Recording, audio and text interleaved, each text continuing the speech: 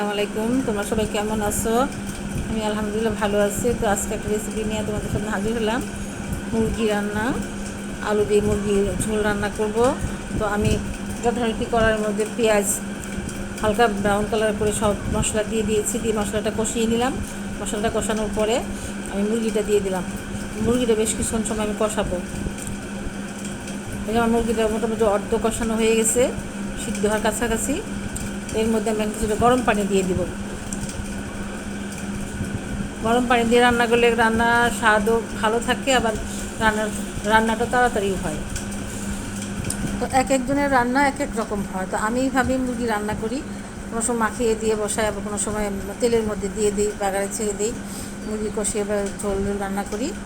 তো এই হলো আমার মুরগি রান্নার ফাইনাল লুক। এই ঝোলটা কমে আসলে আমি এটা নামিয়ে ফেলবো। তো সবাই ভালো থাকবেন, সুস্থ থাকবেন। আল্লাহ হাফিজ।